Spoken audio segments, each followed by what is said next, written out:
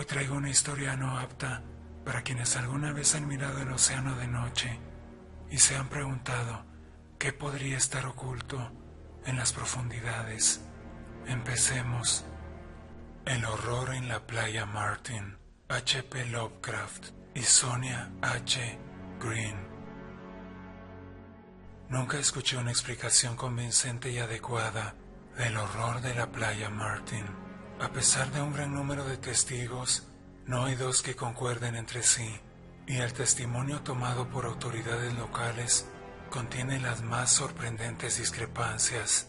Quizás esta vaguedad sea normal en vista del carácter inaudito del horror en sí, el terror más paralizante para todos aquellos que lo vieron, y de los esfuerzos hechos por la elegante posada Wavecrest para silenciar todo luego de la publicidad creada por el profesor Aon y su artículo ¿Están los poderes hipnóticos reservados a los seres humanos?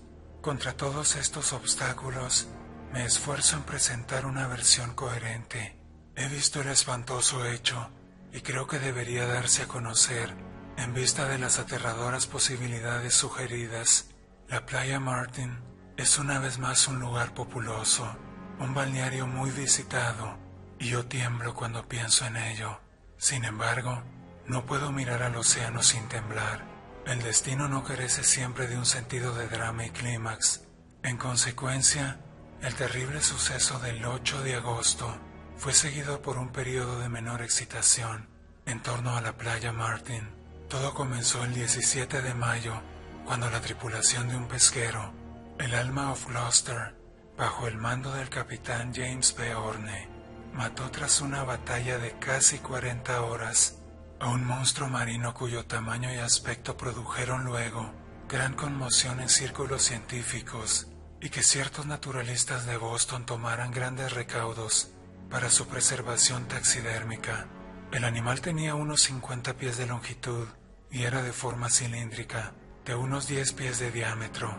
Inconfundiblemente era un pez branquiado en su mayor afiliación, pero tenía ciertas curiosas modificaciones, tales como rudimentarias extremidades delanteras en forma de 6 patas con dedos en su lugar y de aletas pectorales, las que promovían las más amplias especulaciones entre los especialistas.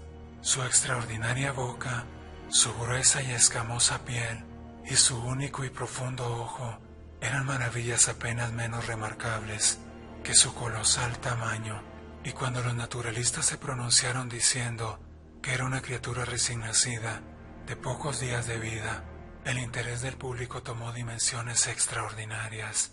El capitán Horne, con astucia yanqui, obtuvo un buque lo suficientemente grande como para albergar al monstruo en su bodega y arreglar allí la exhibición del trofeo. Aplicando una cuidada carpintería, logró montar un excelente museo marino y zarpó hacia el sur, hacia el lujoso distrito marino de la playa Martin. Una vez que ancló en el muelle del hotel, se dedicó a recaudar onerosas cuotas de admisión. La intrínseca prodigiosidad de la bestia y la importancia biológica para muchos turistas científicos se combinaron para convertirse en la sensación de la temporada. Era absolutamente único a niveles de revolución científica. Eso estaba bien comprendido.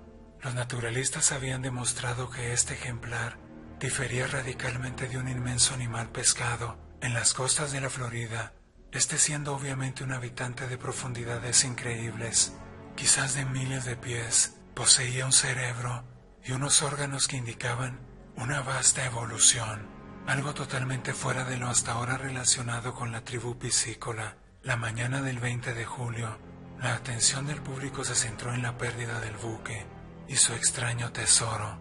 En la tormenta de la noche precedente, se había librado de sus amarras y desvanecido para siempre de la vista del ser humano, llevándose consigo al único guardia que había dormido a bordo.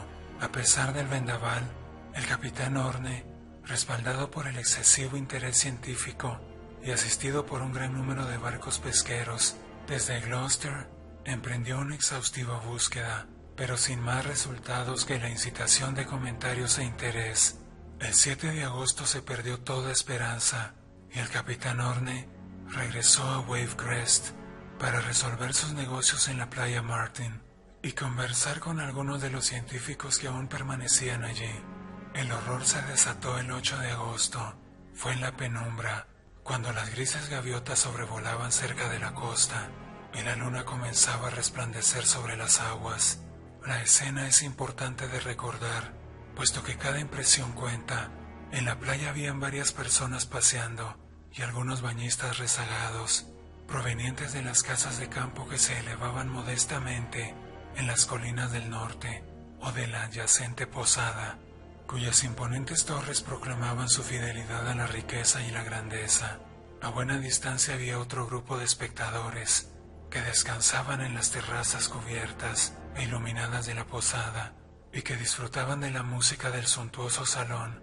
Estos testigos, incluidos el capitán Horne y su grupo de científicos, se unieron al grupo de la playa antes que el horror progresara demasiado. Lo mismo hicieron muchos de la posada. Ciertamente no hubo carencia de testigos, sino que confundieron en sus relatos por el miedo y la duda aquello que vieron. No hay registro exacto de la hora en que comenzó todo, aunque la mayoría dijo que la luna estaba a un pie por encima del vaporoso horizonte. Mencionaron la luna porque lo que vieron pareció sutilmente conectado con esta. Era una especie de furtiva y deliberada onda que parecía venir desde la lejana línea del horizonte, a través de una trémula senda difusa por los reflejos de la luna, y que pareció atenuarse antes de llegar a la costa. Muchos no se dieron cuenta de esta onda hasta que la recordaron por los siguientes eventos, pero pareció haber sido muy marcada, diferenciada en altura y movimiento de las olas contiguas. Algunos la vieron como sutil y calculada, y como si se extinguiera taimadamente por los remotos arrecifes negros. De pronto un grito de muerte centelló desde el agua salada, un grito de angustia y desesperanza que inmediatamente movió la piedad de todos aquellos que lo escucharon. Los primeros en responder fueron los dos bañeros de turno, robustos hombres en atavio de baño, con su oficio proclamado en letras rojas a través de sus pechos, acostumbrados al trabajo de rescate y a los gritos de los que corren peligro de ahogarse. No pudieron hallar nada familiar en las ululaciones de ultratumba, pero sus sentidos del deber les hicieron ignorar este detalle y procedieron a seguir el curso usual de trabajo. Apresuradamente tomaron un cojinete inflado con aire, aferrado a una bobina de soga. Uno de ellos corrió a través de la costa hasta la escena en donde ya se había apiñado la multitud. Desde ahí lanzó el objeto, luego de girarlo varias veces para ganar velocidad en dirección hacia donde había venido el sonido. Luego que el cojinete desapareció entre las olas, el gentío curioso aguardó para ver a aquel cuyo dolor había sido tan grande, impacientes de que el bañero lo condujera de nuevo a la playa. Pero pronto quedó claro que el rescate no sería rápido. Por más que los dos bañeros tiraban de la soga, no podían mover aquel objeto que estaba al otro extremo. En cambio notaron que algo hacia afuera, igual y aún mayor, en la dirección opuesta. En cierto momento ambos guardias fueron arrastrados de sus posiciones hacia el agua por la extraña fuerza que se había apoderado del salvavidas. Uno de ellos, recobrándose al instante, clamó por ayuda a la multitud en la playa, en donde se hallaba la bobina con el remanente de la soga. Al siguiente instante, los hombres más forzudos, entre los que se contaban el capitán Horne en primer lugar, comenzaron a pujar junto con los guardavidas. Más de una docena de rudas manos estaban ahora remolcando desesperadamente la gruesa cuerda. Entre más fuerte bregaban, la extraña fuerza igualaba el esfuerzo al otro extremo, y debido a que en ningún momento se relajaba, la cuerda se volvió rígida como el acero. Los pujadores, al igual que los espectadores por su curiosidad, se vieron consumidos por la naturaleza de esta fuerza marina. La idea de un hombre ahogado había sido ya desechada, e insinuaciones de ballenas, submarinos, monstruos y demonios eran libremente tenidas en cuenta. Todos seguían tirando con la sombría determinación de descubrir el misterio. Finalmente se decidió que una ballena se había engullido el salvavidas. El capitán Horne, ya como líder natural, gritó a quienes estaban en tierra firme que sería necesario un bote como medio para acercarse, arponear y cazar al leviatán oculto. Varios hombres se dispersaron en busca de una embarcación adecuada, en tanto que otros fueron a suplantar al capitán en la tensa cuerda, ya que su lugar era lógicamente al frente de la partida, que se formaría para tripular el bote. Su idea de la situación era muy clara, y no se limitaba a una ballena, ya que se había entreverado con un monstruo mucho más extraño. Se preguntaba cómo podría actuar y manifestarse un adulto de esa misma especie a la que pertenecía el infante de 50 pies. Entonces, con espantosa brusquedad, todos comprendieron el hecho crucial que mutó el marco de maravilla y sorpresa reinante hasta ese momento en uno de horror, y el grupo de trabajadores y testigos se vieron presa del pánico. El capitán Horne, dejando su lugar en la soga, se dio cuenta que no podía quitar las manos de su lugar, que estaban adheridas con inenarrable fuerza, y en un segundo comprendió que era incapaz de retirarse de la cuerda. Su apuro fue adivinado instantáneamente por los demás, y cada uno aprobó su propia situación, llegando a la conclusión de que todos estaban en una misma condición. El hecho no podía ser negado. Cada uno de los hombres estaba irresistiblemente retenido a la línea de cáñamo que lenta, horrible e implacablemente los empujaba hacia el mar. Un horror mudo se sucedió, un horror durante el cual los espectadores quedaron petrificados, sumidos en la inmovilidad y el caos mental. Su completa desmoralización se reflejó en las conflictivas narraciones que pronunciaron luego y las pusilánimes excusas que ofrecieron por sus aparentes inacciones. Yo fui uno de ellos, lo sé. Todos los que pujaban, luego de una serie de frenéticos gritos y futiles quejidos, sucumbieron a la paralizante influencia y guardaron silencio frente a tan desconocidos poderes. Estaban bajo la luz de la luna, pujando ciegamente contra una espectral condenación e inclinándose monótonamente hacia atrás y hacia adelante, a medida que el agua trepaba primero a sus orillas, luego a sus caderas. La luna se ocultó parcialmente tras una nube, y en la penumbra la línea de hombres semejaba a algún siniestro y gigantesco cien pies, retorciéndose en garras de una muerte terrible. La cuerda se volvía cada vez más dura, a medida que la puja entre ambos extremos se incrementaba. Las olas iban ocupando cada vez más terreno a la playa, avanzando lentamente, hasta que las arenas, poblada tardíamente por niños risueños y amantes susurrantes, eran engullidas por la inexorable marea. La manada de espectadores, atacados por el pánico, iba retrocediendo a medida que el agua le empantanaba los pies, mientras la aterrorizada línea de contendientes seguía ondulando, con medio cuerpo sumergido, y ahora a considerable distancia de su audiencia. El silencio era completo. La multitud, habiendo logrado una desordenada retirada más allá del alcance de la marea, observaba con muda fascinación, sin poder brindar una palabra de advertencia o de ánimo, mucho menos intentar alguna clase de auxilio. Había en el aire un pavor pesadillesco de mal inminente, algo que nunca antes se había visto. Los minutos parecían alargarse en horas. Aún la serpiente humana de torsos ondulantes se podía ver por encima del mar, ondulada rítmicamente, lenta y horriblemente, con la garantía de la muerte. Espesas nubes ocultaron nuevamente la luna, y la luz que iluminaba el agua desapareció.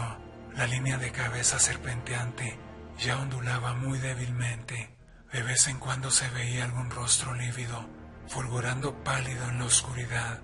Las nubes se acumularon hasta que de sus interiores surgieron afiladas lenguas de fuego. Los truenos surgieron, suaves al principio, luego incrementándose hasta llegar a una ensordecedora y demente intensidad. Entonces sobrevino uno culminante que pareció reverberar tierra y mar, tras el cual se desató un aguacero de tal violencia que pareció que se hubieran abierto de par en par las compuertas del cielo. Los testigos actuaron instintivamente, a pesar de la ausencia de conciencia y pensamiento coherente, y se retiraron hacia la loma sobre la que se elevaba la terraza de la posada. Los rumores habían llegado a los turistas del interior, así que los refugiados se encontraron con las demás personas. Estaban tan aterrorizadas como ellos mismos. Creo que se vociferaron algunas palabras de terror, pero no puedo asegurarlo. Varios de los que estaban en la posada se habían retirado paranoicos a sus cuartos. Otros se quedaron para observar la línea de cabezas meneantes que aún se veía por encima de las ascendientes olas cada vez que un relámpago iluminaba la playa. Recuerdo haber pensado en esas cabezas y los desorbitados ojos que contendrían, ojos que podían reflejar bien todo el pánico, el terror y el delirium de un universo maligno, todas las culpas, pecados, miserias, esperanzas perdidas y deseos no satisfechos, miedo, repugnancia y angustia de las edades, desde el principio de los tiempos, ojos iluminados con todos los dolores espirituales de los eternamente ignios infiernos. Y cuando miré más allá de las cabezas, mi imaginación conjuró otro ojo, un ojo individual, igualmente encendido, aunque con un propósito tan perturbador para mi mente, que la visión pronto se desvaneció. Presas de una desconocida fuerza, la línea de condenados se sumergió. Sus gritos silenciados y plegarias no elevadas solo serán conocidas por los demonios de las olas y del nocturno viento. El torrente que el enfurecido cielo estaba expeliendo en medio de un loco cataclismo de sonidos satánicos pareció aminorar. Entre el resplandor de los fogonazos, una voz celestial resonó contra las blasfemias del infierno, y la agonía de todos los idos reverberó en un apocalíptico y ciclópeo estrépito. Fue el fin de la tormenta, y aquel espantoso temporal cesó, y la luna una vez más alumbró con sus pálidos rayos sobre un mar extrañamente calmo. Ya no había línea de cabezas, el agua estaba calma y desierta, y solo era alterada por las ondas de lo que parecía ser un remolino, en el mismo lugar en donde provino primeramente el grito. Y cuando miré hacia esa traicionera zona, con febril imaginación y sentidos agobiados, se escurrió en mis oídos proveniente de un abismo inmensamente profundo el débil y siniestro eco de una risa. Acompáñame en la próxima historia, donde los secretos más aterradores siempre esperan en la oscuridad.